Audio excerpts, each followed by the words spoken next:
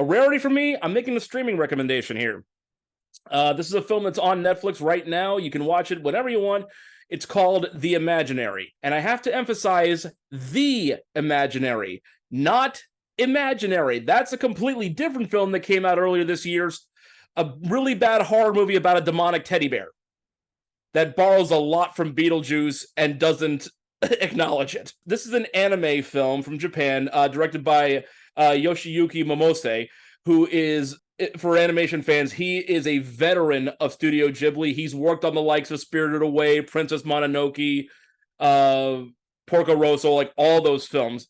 So you know his bona fides are well in order. This is a film about imaginary friends, which we've also had this year in the form of If, directed by John Krasinski and starring Ryan Reynolds. The big difference here between The Imaginary and If is that The Imaginary has more imagination in the first 2 minutes than either film has in their entire runtime. Basically, it's set in London. It's based on a children's book. You have this young girl named Amanda who has an imaginary friend named Rudger. That's R-U-D-G, not Roger, Rudger. You find out pretty quickly why Rudger exists. But the film introduces him by saying, like, I'm an imaginary.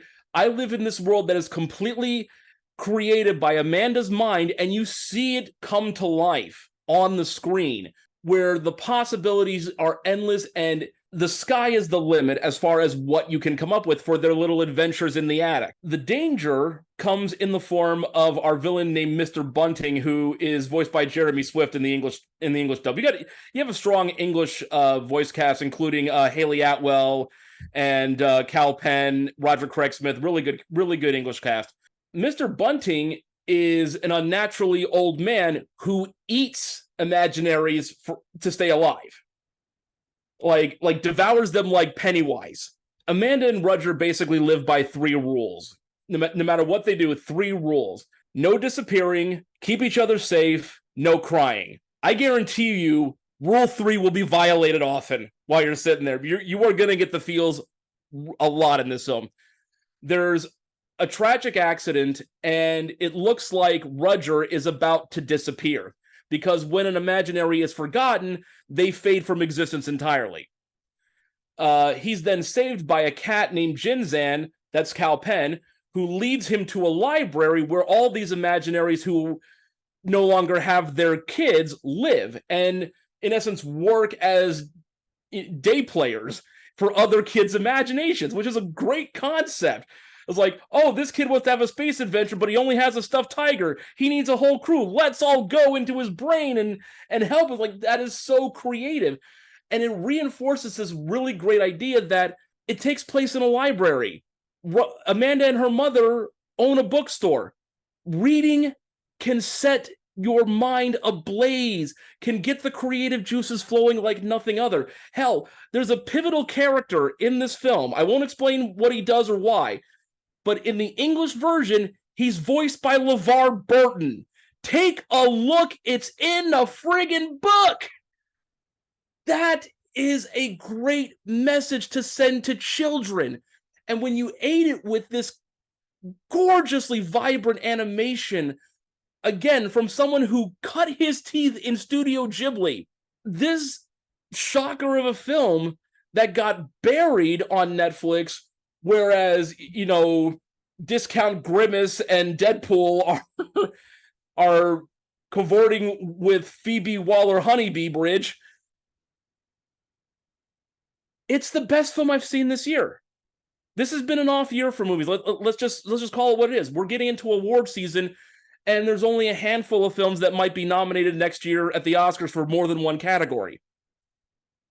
I don't want this film to be forgotten. I don't want this to disappear. Because when you get inundated by the marketing of a film like If, or a throwaway B-horror movie like Imaginary, this gets lost in the shuffle, and it's a gem. It's a diamond. You need to see this just to get lost in the moment. It's like, because one of the weird things for me, I don't recall ever having an imaginary friend as a kid. It just wasn't part of my psyche. I talked to myself, and I lost myself in video games, but I don't think I ever had an imaginary friend. What I did have was my mother would tell me and my sister stories that she would just make up off the top of her head about characters that were clearly us, just with different names, and they were like, they were very like sugary names, like Sweetie Pie and Honey Child or something like that. Like very, I don't remember the exact names. It's been too long, but it was just, you know, this idea that you can just create something out of whole cloth to get a kid's eyes wide and just looking at the world around them and thinking of their own possibilities for everything in this wonderful existence that we have, mundane though it may be at times. You can't lose sight of that kind of stuff. And this is a film that truly reinforces that, again, as anime is often wont to do, by giving the kids a degree of intellectual credit and knowing that they can handle heavier themes like death and loss in non-contrived ways. You know, allow the kids to be smart enough and ask the questions that parents may not even be prepared to answer, but the kids need to know. That shows a remarkable degree of maturity. And when you have that kind of stuff, you really can't let it go. And so, yeah, like my Netflix queue has been backed up for a long time, but I carved out a night to just watch this film and just let myself be dazzled, and I'm glad I did. It sounds good, man. I want to check it out.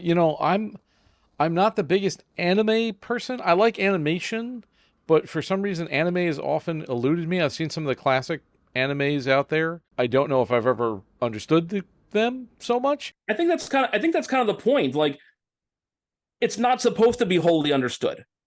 And not in a way where you're just glossing over plot holes. It's meant to stimulate your senses and get you to ask questions of yourself, of what you're watching. Maybe watch it again to try to see if you've noticed something you didn't before. I mean, my all-time favorite animated film is Princess Mononoke. I've watched it dozens of times. I still see something new every time I watch it. I watched it just last month for the umpteenth time. Every single time I watch it, there's something new to discover with it. And that's something that Studio Ghibli and anime in general just do so well, that Western animation sometimes gets to, especially with Pixar, but doesn't often approach, mostly because it's just not profitable. It's not marketable. But the quality, I mean, if every Western and American animated film were like anime films, we would be getting 5 or 6 Spider-Verses a year instead of one every 5. So that's my quality endorsement. This is the BTRP Media Network.